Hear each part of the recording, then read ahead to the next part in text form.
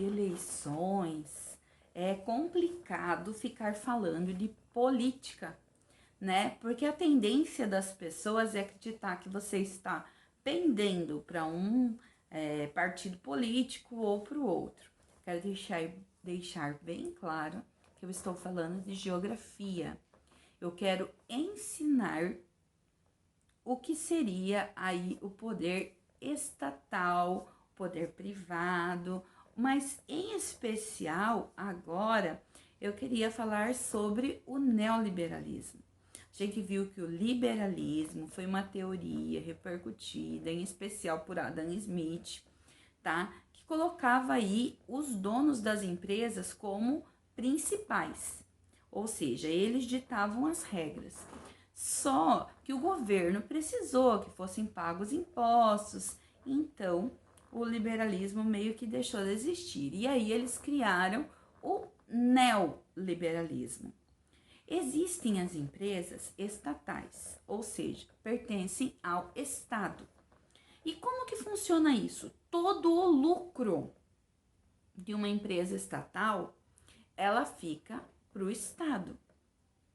E isso é bom, porque esse lucro é empregado em vários setores, tá? E isso facilita, né, o crescimento do Estado. Só que muitas vezes as empresas, elas são vendidas, porque o governo diz que elas estão, ao invés de dar lucro, elas estão aí dando prejuízo. E aí essas empresas, elas são vendidas. E isso a gente chama, né, de privatização. A privatização da empresa. Então ela deixou de ser pública para ser privada. Agora ela tem um dono. Aconteceu aqui no Brasil com a Companhia Vale do Rio Doce. Ela era uma empresa brasileira, tá? Mas estava se discutindo a questão de que ela estava dando prejuízo para o país e então ela foi vendida.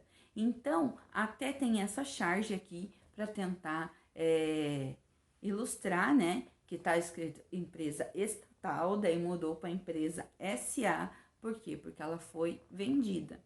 O neoliberalismo, ele é mais ou menos isso. Ele funciona assim. Ele acredita que o país tem muita coisa para administrar, por isso, algumas coisas precisam ser privatizadas, vendidas, porque o governo, o Estado tem muita coisa para fazer e mais essas empresas seria como se fosse um fardo, estaria sendo difícil.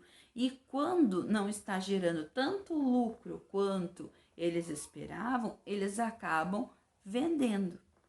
E nesse processo, é um processo também chamado de privatização, né?